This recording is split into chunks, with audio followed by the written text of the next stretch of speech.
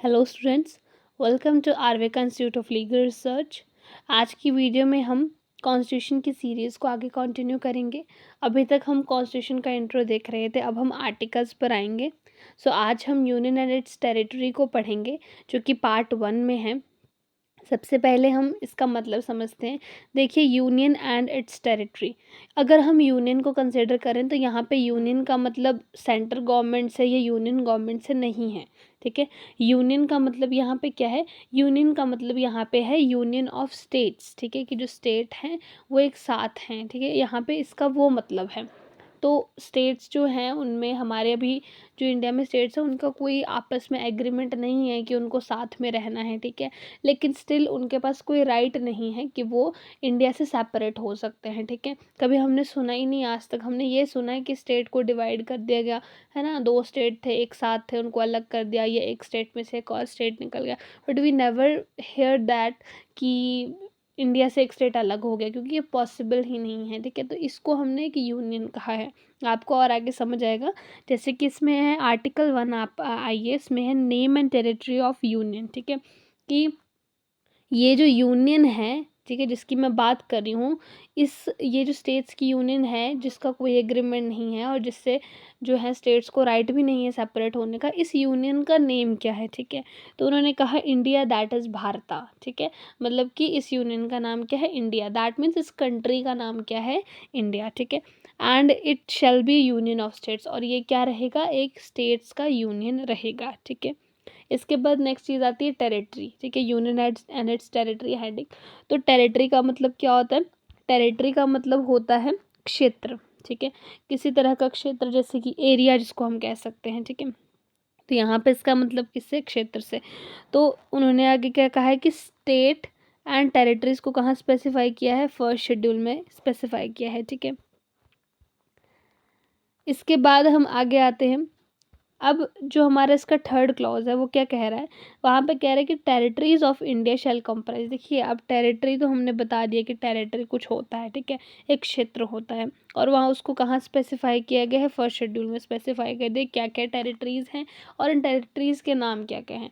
लेकिन यहाँ पे बोल रहा है कि टेरिटरी ऑफ इंडिया में क्या क्या आएगा। ठीक है, तो 3 चीज़ें आएंगी। फर्स्ट आएगा टेरिटरीज ऑफ द स्टेट। ठीक है, स्टेट की टेरिटरी, मतलब इसका सिंपल मतलब क्या है? स्टेट। ठीक है, इंडिया की टेरिटरी में क्या क्या आता है? देखिए, पहला स्टेट आता है। ठीक है, दूसरा है हमारा यूनियन टेरिटरीज, जिसको हम क्या बोलते हैं? यूटीज भी बोलते हैं। ठीक है, तो दूसरी चीज़ क्या आ गई? यूटीज आ गई। कहाँ पे स्पेसिफाई किया है? फर्स्ट शेड्यूल में सब स्पेसिफाई किया है।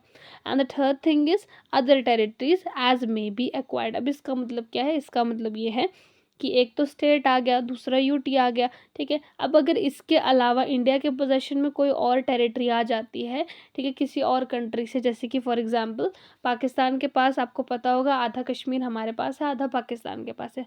अब अगर मान लीजिए इन केस कल को कोई एग्रीमेंट हो जाता है या कुछ होता है इंडिया और पाकिस्तान के बीच में, अगर कश्मीर वहाँ से वापस इंडिया आ जाता है, देन दैट इज़, वो क्या हो जाएगा?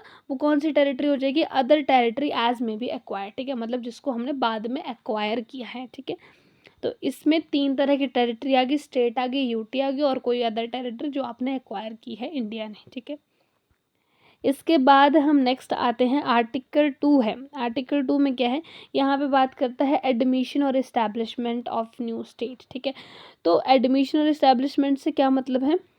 मतलब है किसी न्यू स्टेट को इस यूनियन में, इंडिया में एडमिट करना या इस्टेब्लिश करना या उसकी स्थापना करना। ठीक है, कैसे हम किसी न्यू स्टेट को, हमने अब फर्स्ट आर्टिकल में डिस्कस कर लिया कि भाई एक यूनियन है, उसकी एक डेफिनेट टेरिटरी है, टेरिटरी में क्या क्या आएगा, और उस यूनियन का नाम भारत है, इंडिया है। ठीक है, अब इसमें हम पढ़ने वाले हैं नेक्स्ट आर्टिकल में क्या, हम हमारा मेन कॉन्सेप्ट क्या है कि अगर हमने इस यूनियन में अब न्यू स्टेट ऐड करना है, इस्टेब्लिश करना है, तो क्या सिस्टम रहेगा। ठीक है, तो वो कहता है कि किसके द्वारा होगा? By parliament. ठीक है जी, पार्लियामेंट जो होगी वो इस्टेब्लिश करेगी या एडमिट करेगी किसी भी न्यू स्टेट को, किसके अकॉर्डिंग? By law. ठीक है, लॉ के अकॉर्डिंग करेगी, अपनी मनमर्जी से नहीं होगा। Into the union. ठीक है, on terms and condition as it thinks fit. ठीक है, कि जो भी टर्म्स एंड कंडीशन उनको सही लगेंगी उनके अकॉर्डिंग जो है ये इस्टेब्लिश कर सकते हैं एक न्यू स्टेट। ठीक है, now moving further, अब हम आते हैं आर्टिकल 3 में। अब आर्टिकल 3 किस चीज़ के बारे में बात करता है? ये बात करता है formation of new state, alteration of areas, boundaries और नेम्स ऑफ एग्जिस्टिंग स्टेट। ठीक है, तो अभी तक हमने ये पढ़ लिया कि एक यूनियन है। ठीक है, हमने पढ़ लिया उसकी टेरिटरी क्या होती है, फिर हमने ये भी पढ़ लिया कि अब उसमें अगर न्यू स्टेट ऐड करना है तो कैसे करेंगे। आर्टिकल 3 कहता है कि अगर आपने न्यू स्टेट फॉर्म करना है, उसके एरिया को, कोई पुराना स्टेट था, ठीक है, उसके एरिया को आपने अल्टर करना है, कम करना है, ज़्यादा करना है, उसकी बाउंड्रीज़ को चेंज करना है, या नेम्स जो हैं एग्जिस्टिंग स्टेट के उनको चेंज करना है, then what will be the procedure. ठीक है, तो उन्होंने क्या कहा, दे सेड पार्लियामेंट में बाय लॉ, कि पार्लियामेंट लॉ के अकॉर्डिंग कैसे कर सकती है। पहले क्लॉज ए में कहता है फॉर्म अ न्यू स्टेट। ठीक है, न्यू स्टेट फॉर्म करेगी bye separation of territory from any state. ठीक है, कि कोई टेरिटरी थी, ठीक है, या फिर कोई एक स्टेट था, उसमें से हमने क्या किया, एक टेरिटरी जो है बाहर निकाल ली और हमने उसको क्या बना दिया, स्टेट। पहला तरीका ये है। ठीक है, उसके बाद दूसरा तरीका क्या है, दूसरा तरीका है यूनाइटिंग टू और मोर स्टेट और पार्ट्स ऑफ स्टेट, कि हमने दो या दो से ज़्यादा जो है स्टेट्स या उनके पार्ट्स को जो है साथ में मर्ज कर दिया, ज्वाइन कर दिया, यूनाइट कर दिया। ठीक है, तो वो भी एक स्टेट बन गया।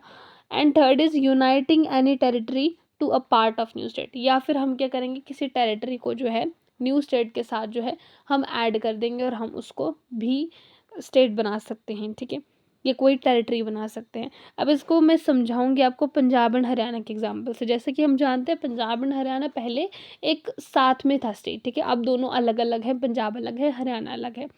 इन तीनों को हम समझेंगे by the example of Punjab and Haryana. अब देखिए, separation of territory from any state, तो पंजाब एंड हरियाणा को एक स्टेट बनाया, ठीक है। अब यहाँ पे हमने क्या किया, सेपरेट कर दी territory of any state. Haryana को हमने, हरियाणा इज अ टेरिटरी, हमने उसको अलग कर दिया।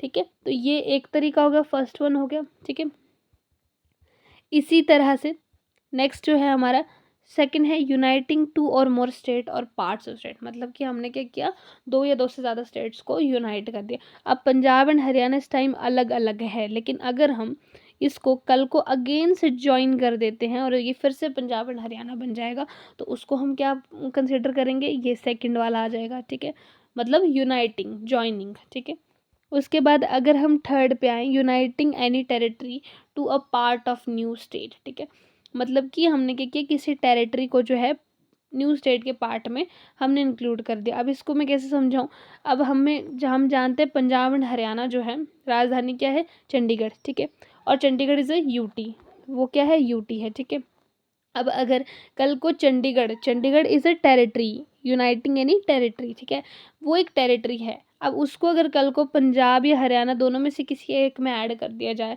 पंजाब में कर दिया जाए, ठीक है, तो उसको हम क्या कहेंगे, देन दैट विल, फिर जो स्टेट बनेगा वो कौन से मेथड से बनेगा, वो इस थर्ड वन मेथड से बनेगा, दिस वन। ठीक है, तो ये मेन तरीका